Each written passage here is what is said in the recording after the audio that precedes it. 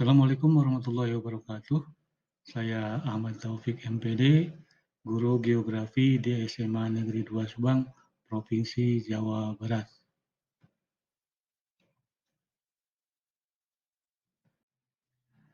Anak-anakku sekalian, pada hari ini Bapak akan mencoba untuk membahas tentang pengelolaan sumber daya alam yang ada di kawasan negara Indonesia.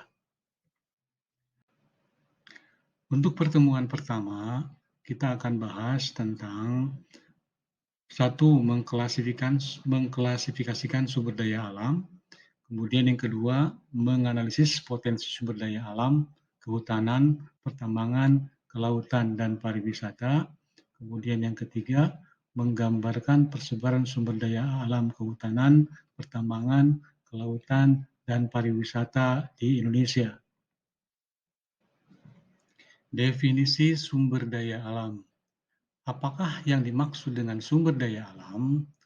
Dalam Undang-Undang Republik Indonesia Nomor 4 Tahun 1982 disebutkan bahwa sumber daya adalah unsur lingkungan hidup yang terdiri atas sumber daya manusia, sumber daya alam, kemudian sumber daya non-hayati, dan sumber daya alam buatan. Dengan demikian bahwa itulah yang dinamakan dengan definisi dari sumber daya alam menurut Undang-Undang Republik Indonesia Nomor 4 Tahun 1982. Sumber daya alam berdasarkan pemanfaatannya. Yang pertama adalah dinamakan dengan sumber daya alam materi.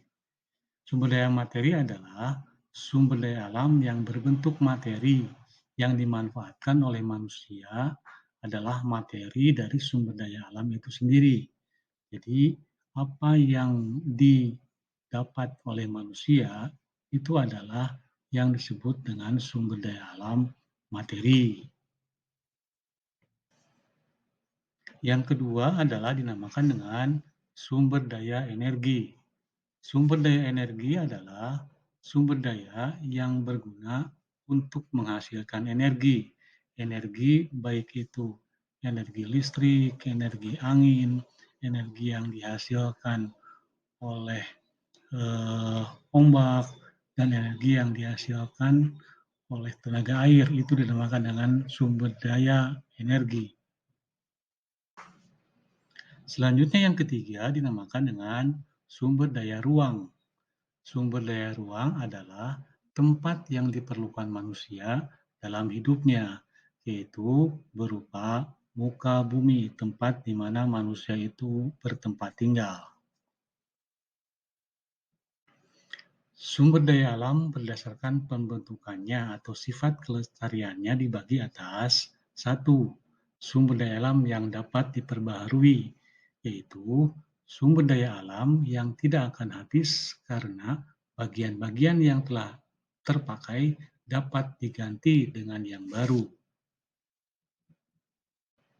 Kemudian yang kedua adalah sumber daya alam yang tidak dapat diperbaharui, yaitu sumber daya alam jika digunakan secara terus-menerus, maka lama-kelamaan akan habis dan tidak dapat dihasilkan sendiri oleh manusia.